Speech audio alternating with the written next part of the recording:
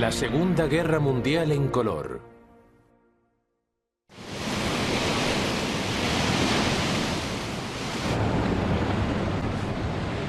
La guerra en las islas. A principios de 1943, el Imperio japonés estaba en su máximo apogeo.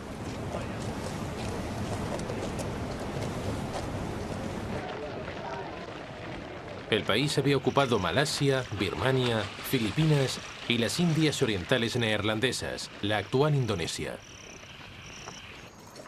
Estos territorios se habían convertido en fuentes vitales de productos estratégicos como el petróleo y el caucho. Pero Estados Unidos ya diseñaba planes para frenar el desarrollo japonés.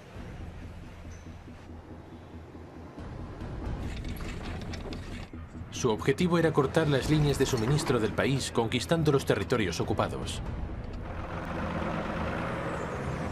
De ese modo podría estrangular gradualmente a Japón hasta la muerte.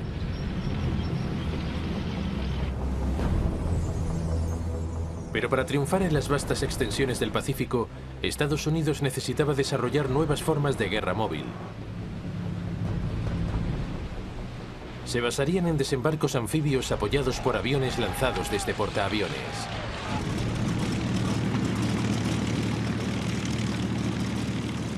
Los japoneses, incapaces de igualar el poder armamentístico norteamericano, recurrieron a medidas cada vez más desesperadas. El país retomó las antiguas nociones del honor militar para crear unidades suicidas.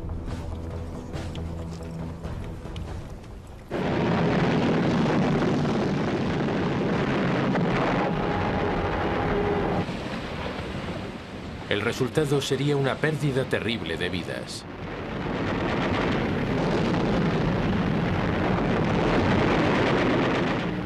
Estamos ante una fase decisiva de la guerra en el Pacífico que marcaría el final de los sueños imperiales de Japón.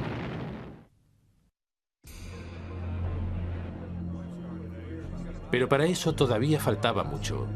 En la primavera de 1943, los jefes militares de Estados Unidos se enfrentaban a un dilema. Se les presentaban dos opciones para la derrota de Japón.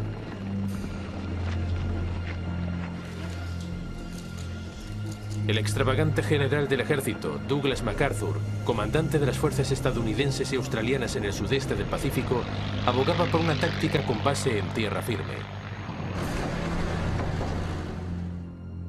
Su idea era conquistar las Islas Salomón, Papúa Nueva Guinea y Filipinas. Dichos territorios se convertirían en una barrera estratégica que aislaría a Japón de sus tierras recientemente conquistadas en Birmania, Malasia y las Indias Orientales. El hambre obligaría a Japón a rendirse. Es importante reseñar que el plan también permitía a MacArthur saldar cuentas pendientes. Al principio de la guerra había sido expulsado de Filipinas por los japoneses y había prometido regresar para liberar el país. Pero la Marina estadounidense tenía una idea diferente. Su plan dejaba de lado los territorios fuertemente defendidos de las Islas Salomón, Papúa Nueva Guinea y Filipinas. En su lugar, conquistarían una cadena de islas mucho más pequeñas diseminadas por el Pacífico Central y cercanas al territorio japonés.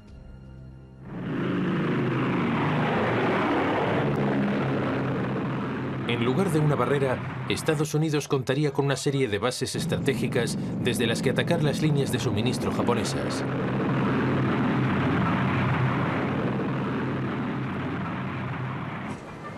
La Marina argumentaba que sería más sencillo y mucho más económico. El mando militar norteamericano aplazó la decisión. Tanto el ejército como la marina recibieron la orden de seguir adelante.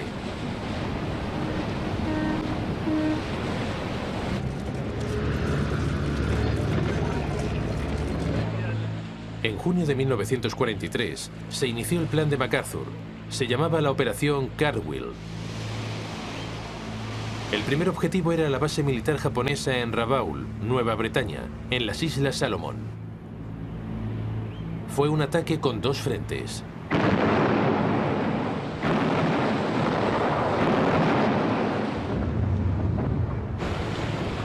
El frente oriental avanzó a través de Nueva Georgia y Bougainville.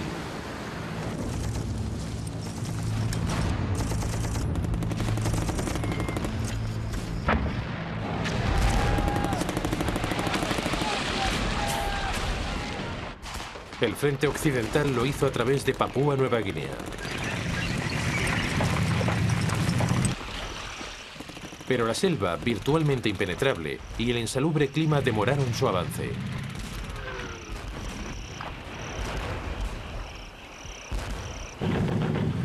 Tuvieron que pasar 9 meses para que los dos frentes entrasen en contacto y la base japonesa de Rabaul quedase aislada.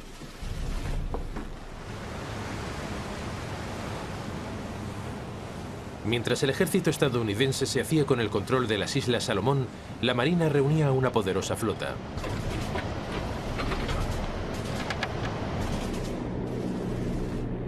Incluía los 4 primeros de los nuevos y flamantes portaaviones de clase Essex.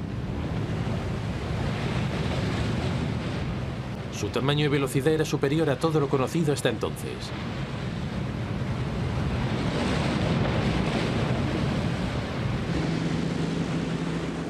Los nuevos portaaviones estaban equipados con naves extraordinarias, como los cazas Hellcat y los Corsair. Los bombarderos en picado Helldiver y los torpederos Avenger. Todos juntos superaban en número y rendimiento a sus oponentes japoneses.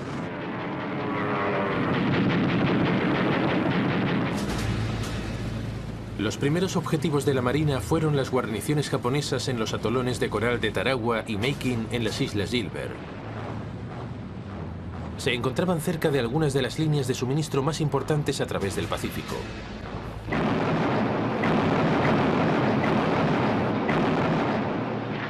Durante una semana, los atolones fueron bombardeados por la aviación procedente de los portaaviones.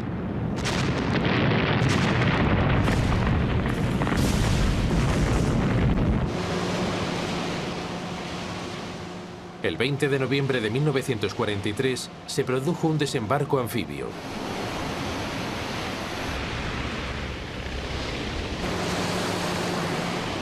Makin fue capturado sin apenas dificultades.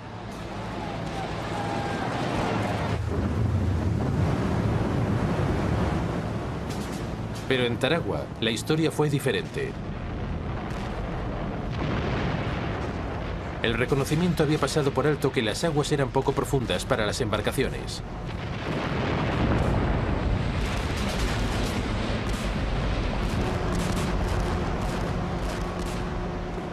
Cuando los marines saltaron hacia la playa, cayó sobre ellos una intensa descarga de fuego.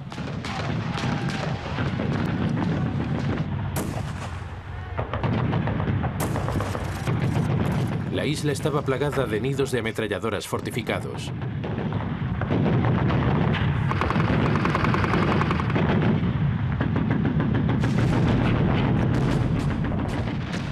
Los soldados estadounidenses que lograron llegar a tierra fueron capturados en la playa.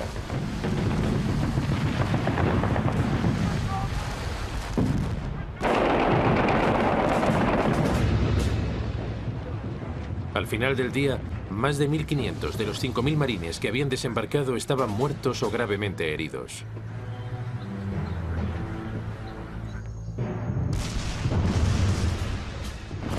Durante los 2 días siguientes, los ataques frontales hicieron retroceder a los japoneses centímetro a centímetro. A menudo, solo los lanzallamas lograban eliminar los puestos fortificados de los japoneses.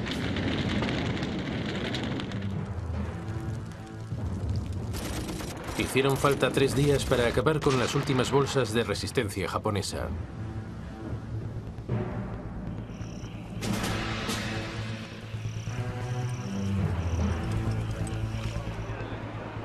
De los 4.200 soldados japoneses apostados en la isla, solo 17 fueron capturados con vida.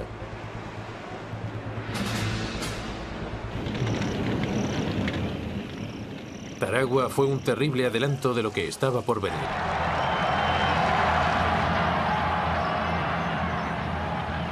Los japoneses habían demostrado que en su mente no entraba la idea de rendirse. Lucharían hasta la muerte.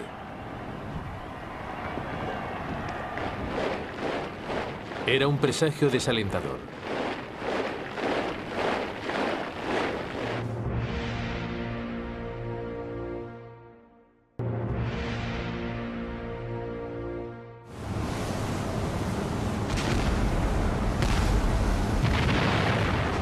En enero de 1944, la ofensiva naval americana en el Pacífico se desplazó a las Islas Marshall.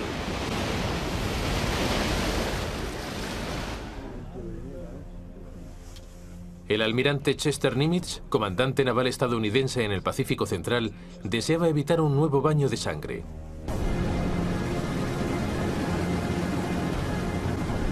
Por ello, la Fuerza Aérea bombardeó los aeródromos japoneses en las islas durante casi 2 meses.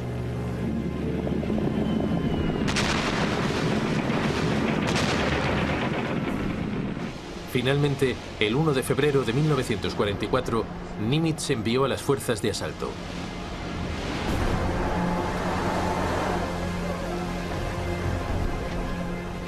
La isla de Roy, llana y abierta, fue conquistada con rapidez.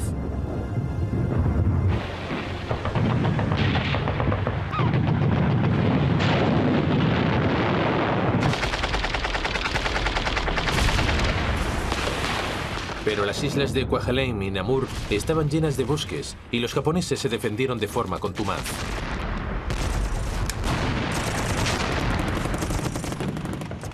Las fuerzas estadounidenses utilizaron lanzallamas y explosivos.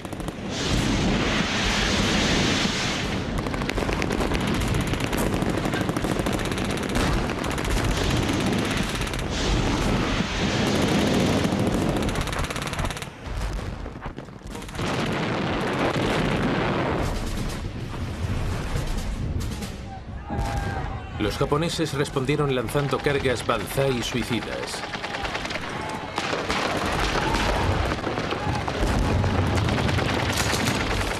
Pero las fuerzas norteamericanas sabían lo que les esperaba. Los japoneses fueron masacrados. Un atolón tras otro, las Islas Marshall cayeron ante el avance estadounidense.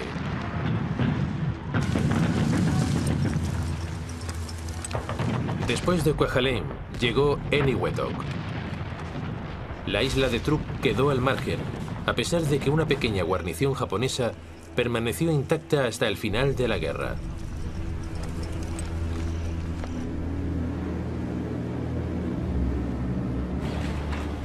El camino estaba despejado para la siguiente ofensiva, 1.600 kilómetros al oeste, en las Islas Marianas.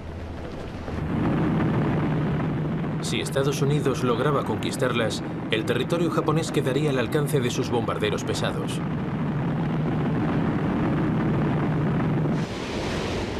También le permitiría bloquear las líneas de suministro japonesas desde el sudeste asiático. El 11 de junio de 1944, Estados Unidos comenzó a debilitar la resistencia en las 3 principales islas de las Marianas.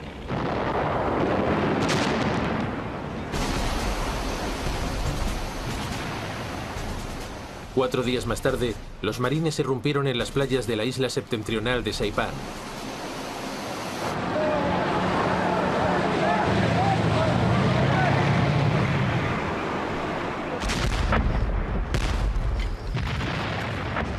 En esta ocasión, el terreno era montañoso, con numerosas cuevas, y los bombardeos preliminares no habían debilitado las defensas japonesas tanto como se había previsto.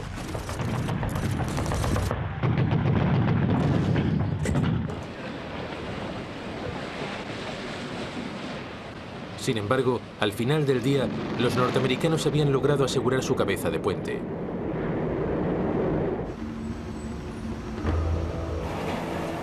En Tokio, la noticia despertó una gran alarma. El alto mando japonés envió una flota de portaaviones para solucionar la situación y salvar las Marianas.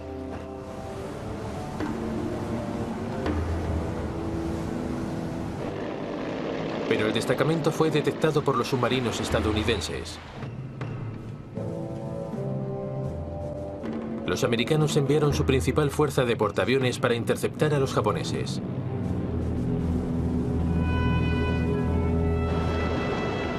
La mañana del 19 de junio de 1944, los japoneses lanzaron una serie de ataques aéreos contra los buques estadounidenses.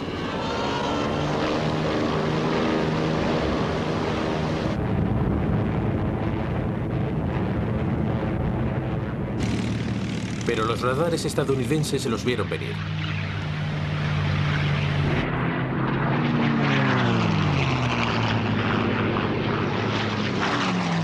...450 cazas despegaron de inmediato para interceptar a los aviones japoneses.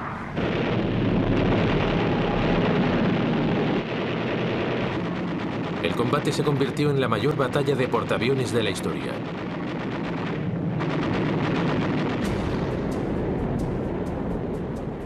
La expedición estadounidense contaba con 15 portaaviones y más de 900 aviones.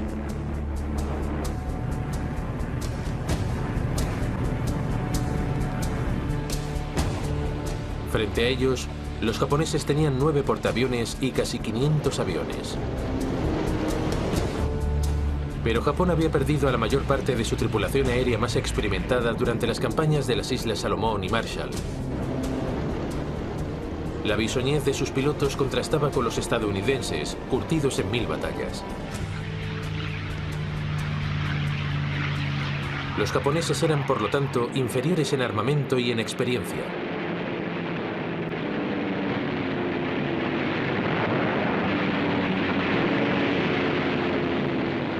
La batalla pasaría a la historia con el calificativo de el tiro al pato de las Marianas.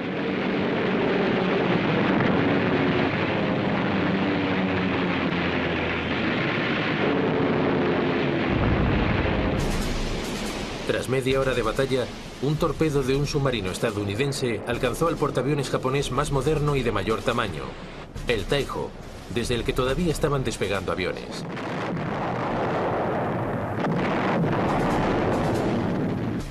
La batalla del Mar de Filipinas se había llevado por delante a su primera víctima de importancia. Prácticamente al mismo tiempo, otro submarino estadounidense torpedeaba al portaaviones Shokaku.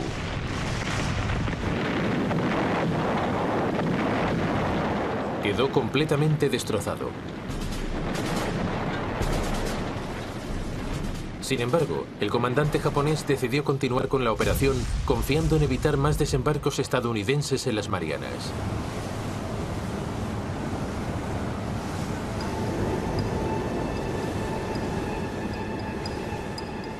Durante buena parte del día siguiente, las fuerzas estadounidenses intentaron localizar la ubicación exacta de los demás portaaviones japoneses. Hasta la tarde no consiguieron encontrarlos.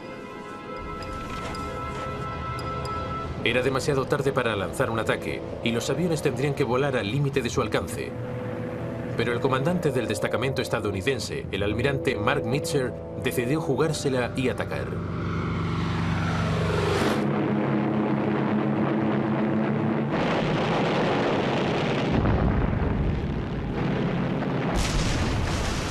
Un tercer portaaviones japonés, el Hiyo, fue alcanzado y hundido. Los japoneses habían perdido más de 300 aviones.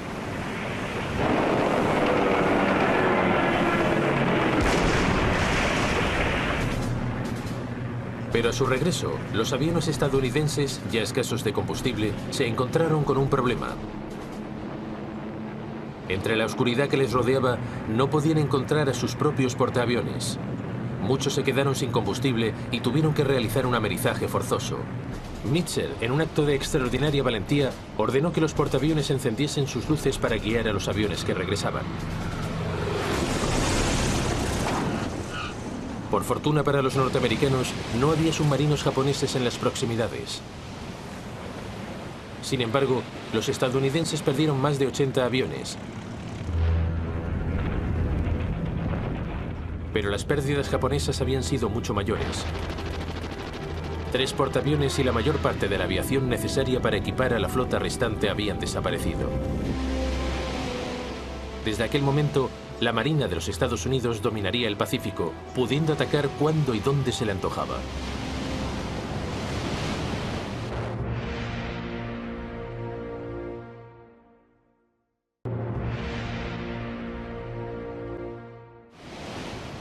La derrota naval japonesa en el Mar de Filipinas significó que los Estados Unidos podían continuar su ataque sobre las Marianas.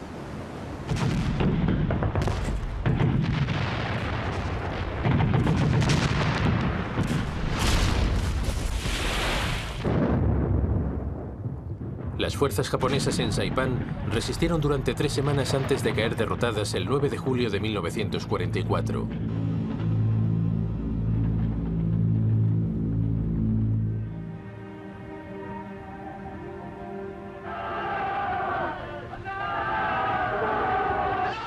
Las últimas tropas japonesas lanzaron su ya inevitable carga suicida.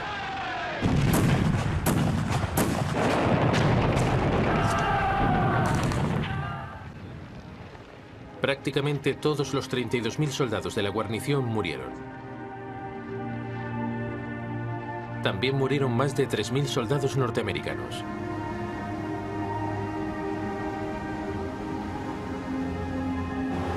Dos semanas más tarde, los marines norteamericanos desembarcaban en las islas de Guam y Tinian, también en las Marianas.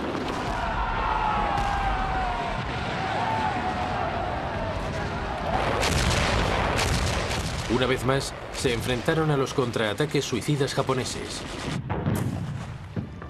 pero no lograron detener el avance norteamericano. La Marina estadounidense había conquistado las Marianas. Tanto el ejército como la Marina habían completado con sus ofensivas la primera fase de sus distintas estrategias para aislar Japón. Ahora los estrategas norteamericanos debían tomar una decisión. ¿Debían seguir apoyando la estrategia de MacArthur y pasar a la conquista de Filipinas? ¿O debían optar por el plan naval y enviar una flota por el Pacífico para conquistar Taiwán y las islas Ryukyu?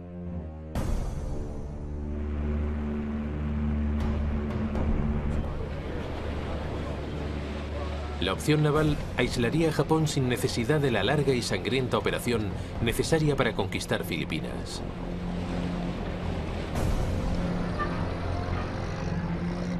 Pero en una reunión en Hawái el 26 de julio de 1944, MacArthur convenció al presidente Roosevelt para que apoyase su plan para liberar Filipinas.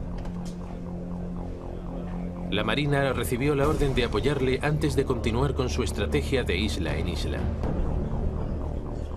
Fue una decisión que causaría un horrendo número de vidas, tanto militares como civiles.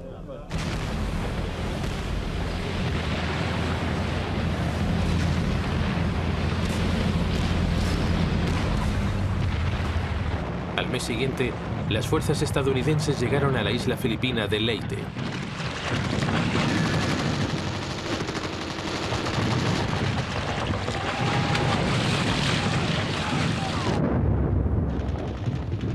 El desembarco cogió por sorpresa a los japoneses, que esperaban que el primer desembarco estadounidense tuviese lugar en la isla principal de Luzón.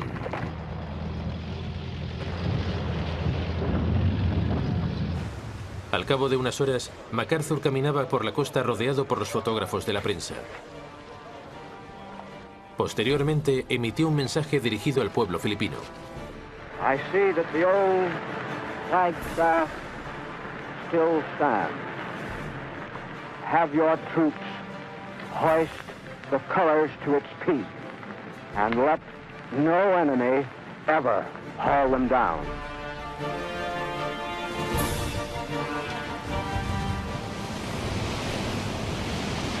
Pero los japoneses enseguida se recuperaron y trazaron un ambicioso plan para utilizar para el contraataque los restos de su fuerza naval. La operación Sho, que significa victoria, era tremendamente compleja. La principal fuerza de la tropa japonesa se dividió en dos grupos para formar una pinza. Un extremo se acercaría a los estrechos de San Bernardino y atacaría a los estadounidenses por el norte. El otro extremo progresaría a través de los estrechos de Suriago y atacaría desde el sur. Mientras tanto, un grupo de señuelo, con los últimos 4 portaaviones japoneses, se acercaría a Filipinas por el nordeste, confiando en atraer la atención de la mayor parte de la fuerza de portaaviones estadounidenses. El flanco norte de la pinza japonesa sufrió ataques aéreos casi de inmediato.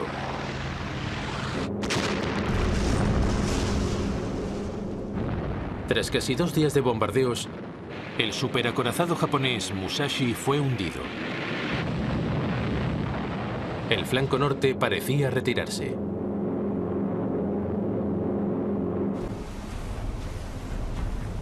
Fue entonces cuando los comandantes estadounidenses se hicieron un lío. El hombre al mando de la principal fuerza de portaaviones era el almirante William Toro Halsey.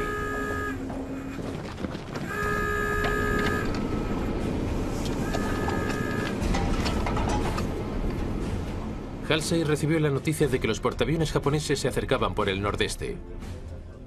Creyendo que el flanco norte ya no era una amenaza, se puso en camino para interceptarlos. Acababa de caer en la trampa japonesa.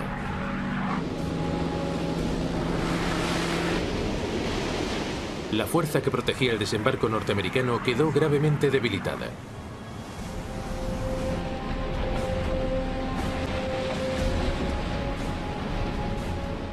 Pero el comandante de dicha fuerza resolvió involuntariamente el problema. Ajeno al hecho de la salida de Halsey, envió a sus acorazados para que tendiesen una emboscada en el flanco meridional de la pinza japonesa. Parecía un éxito espectacular.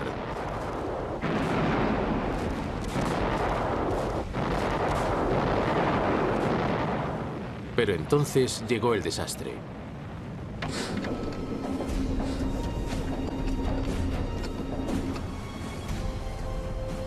El flanco norte de la pinza japonesa solo había hecho ademán de retirarse. Cubiertos por la oscuridad, dieron media vuelta y volvieron a la carga. Allí atacaron a las fuerzas enormemente reducidas que protegían el desembarco norteamericano. Tan solo un puñado de barcos escolta y pequeños destructores plantaron cara al superacorazado Yamato y a otros 3 acorazados.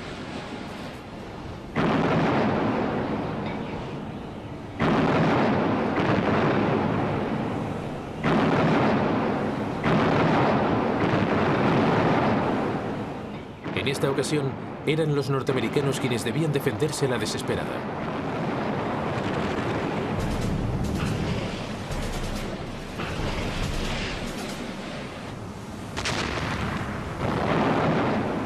La táctica japonesa había cogido a la aviación estadounidense desprevenida. Sus naves estaban armadas con explosivos para operaciones terrestres, en lugar de con bombas para atravesar los acorazados.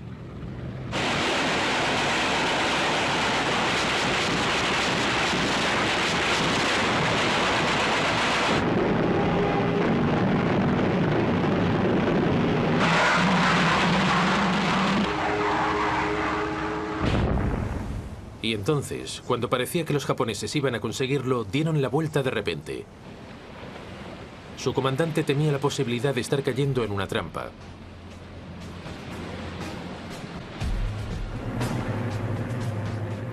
Mientras tanto, al norte, la precipitada salida de Halsey para interceptar a la fuerza de engaño japonesa había dado sus frutos.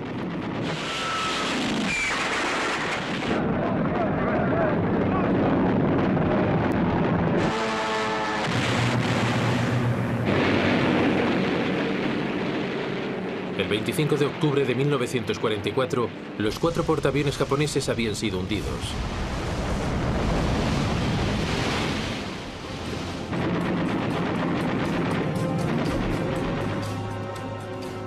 La batalla del Golfo de Leyte había acabado con la otrora orgullosa marina japonesa.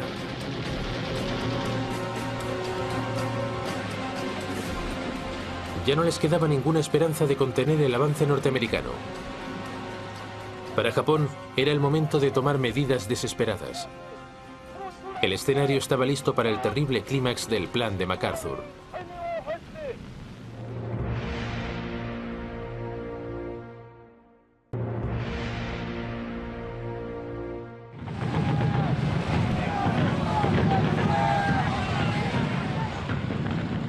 En otoño de 1944, los aliados habían aislado a las fuerzas japonesas de Filipinas. Sus apoyos navales habían sido destruidos. Japón necesitaba una nueva táctica si quería contener el avance norteamericano.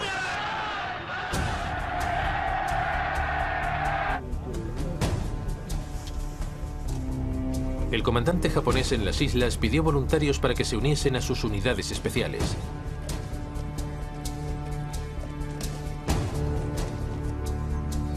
Recibían el nombre de kamikazes, o viento divino, y se aferraban al código de honor militar japonés, según el cual es mejor morir que vivir como un cobarde.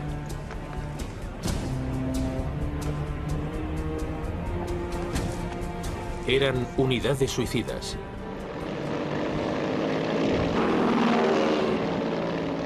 Su objetivo era la flota estadounidense.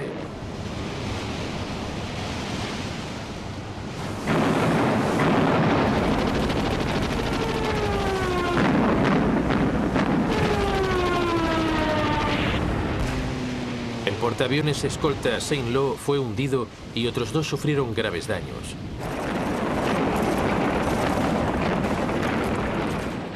Hubo más ataques kamikazes.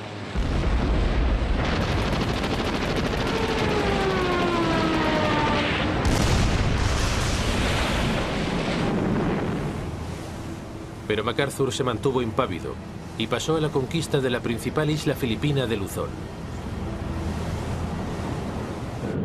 Las defensas fueron debilitadas, como ya era habitual, por los ataques aéreos.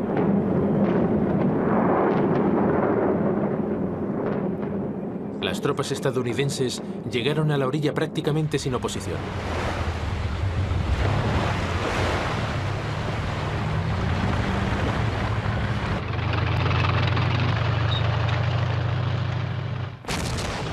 Pero a medida que avanzaban, la resistencia japonesa se fortalecía. El 23 de enero de 1945 alcanzaron la base aérea de Clark a 95 kilómetros de la capital, Manila.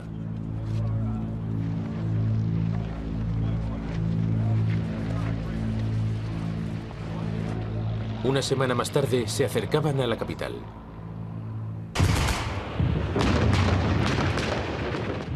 Se inició una feroz batalla de 1 mes de duración por conquistar la capital filipina.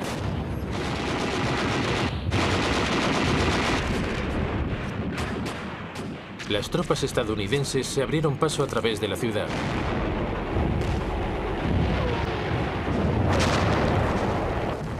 A finales de febrero, los defensores japoneses estaban replegados en la ciudadela de intramuros del siglo XVI.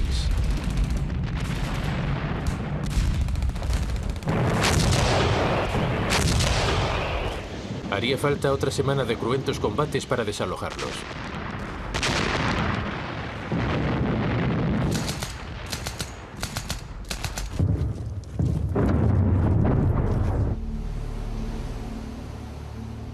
Finalmente, el 13 de abril de 1945, las fuerzas estadounidenses montaron un ataque anfibio contra la última fortificación de la bahía de Manila, Fort Drum, el acorazado de hormigón.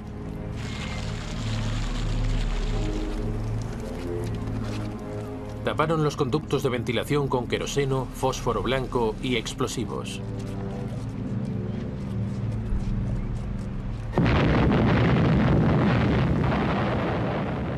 Ninguno de los defensores pudo sobrevivir. En la primavera de 1945, las fuerzas estadounidenses se acercaban a Japón por el sur y el este.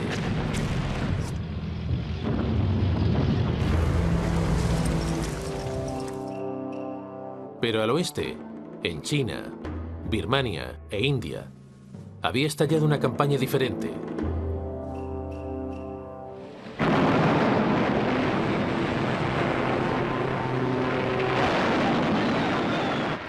Japón había invadido China en 1937.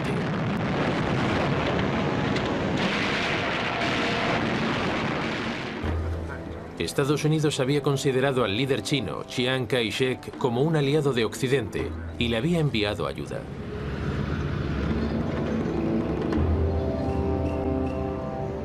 Buena parte de ella atravesó la Birmania controlada por los británicos a lo largo de la llamada Ruta de Birmania sobre las montañas del sur de China.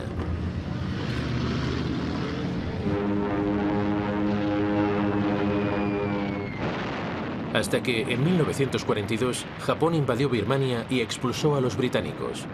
La ruta de Birmania quedó cerrada.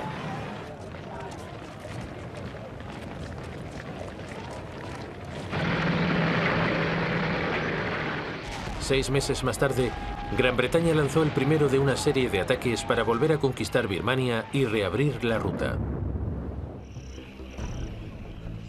En lugar de enviar una fuerza convencional, pequeños grupos de soldados se infiltraron tras las líneas japonesas.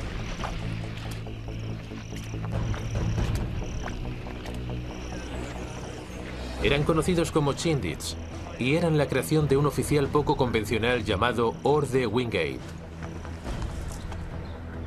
Su misión consistía en destruir las líneas de ferrocarril e interrumpir las comunicaciones japonesas.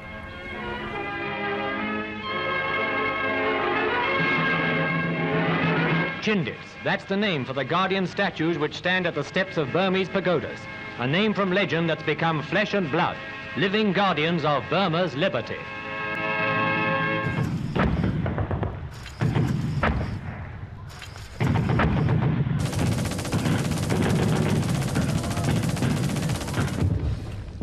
Pero los japoneses pronto empezaron a cazar a los Chindits.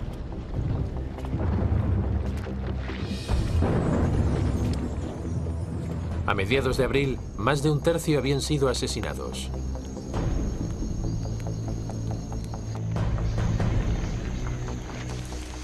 El resto fueron enviados de vuelta a la India. La reconquista de Birmania se estaba convirtiendo en un grave problema. Por ello, a finales de 1943, los aliados recurrieron al general estadounidense Joseph Stilwell.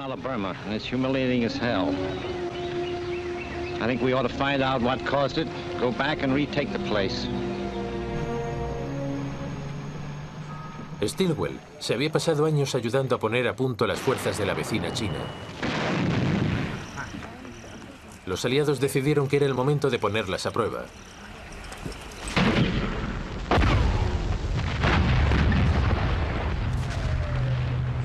Los soldados chinos de Stilwell, reforzados por un grupo de élite estadounidense especializado en la lucha en la jungla, fueron enviados a Birmania.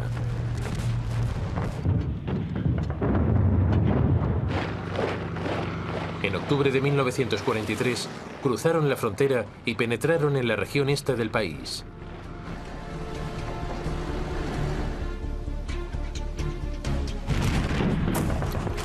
Mientras tanto, el ejército indio británico lanzaba un ataque de distracción en la costa birmana.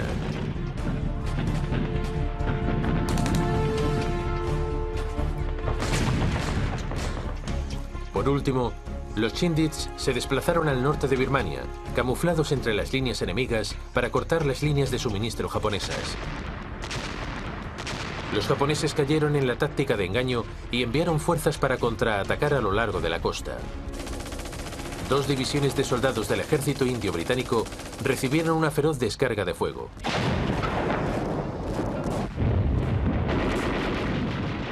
Pero las fuerzas aliadas mantuvieron sus posiciones. Recibían provisiones desde el aire.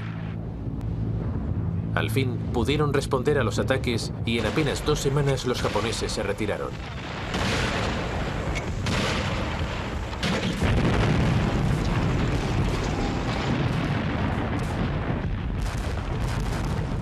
Pero solo fue una retirada temporal.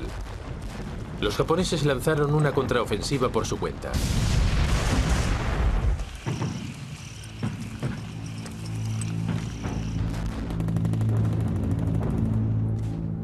En marzo de 1944, invadieron la India en un intento por desbaratar los preparativos aliados para realizar más ataques. Durante 2 semanas, hubo intensos enfrentamientos.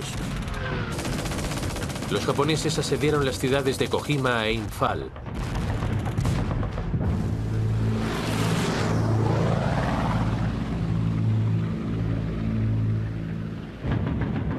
Pero se toparon con una férrea resistencia y finalmente tuvieron que retirarse. Mientras tanto, en Birmania, las fuerzas chinas de Stilwell habían logrado progresar por la cara este del país y en mayo de 1944 habían alcanzado la importante encrucijada de caminos de la ciudad de Myitkyina en la antigua ruta de Birmania. Durante 3 meses, los japoneses consiguieron contenerles. Pero a principios de agosto de 1944, Myitkyina fue invadida.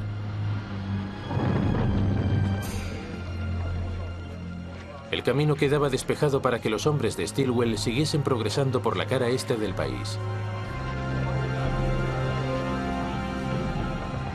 Pronto se les unió una fuerza de tropas anglo-indias bajo el mando del general británico William Slim, que comenzó a avanzar hacia el centro del país.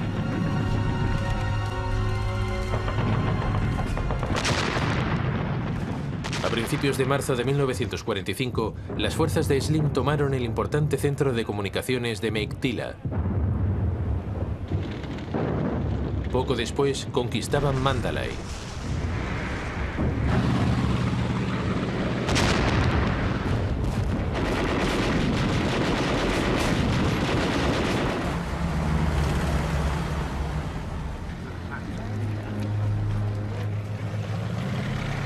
Ante la proximidad de la temporada de monzones, las fuerzas de Stilwell se atrincheraron en el este.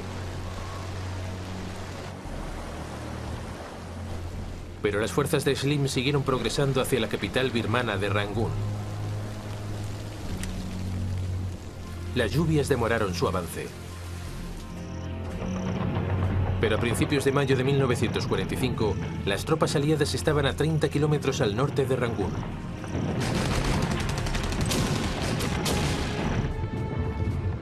Desde el sur se enviaron refuerzos para darles apoyo. Los Gurkhas saltaron en paracaídas sobre el delta de Irrawaddy y una división india llegó por mar.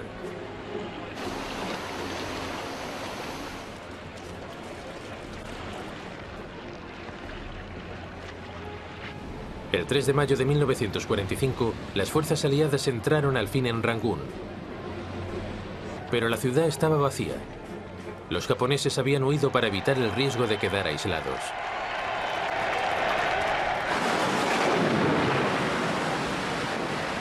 La época de monzones estaba en su apogeo.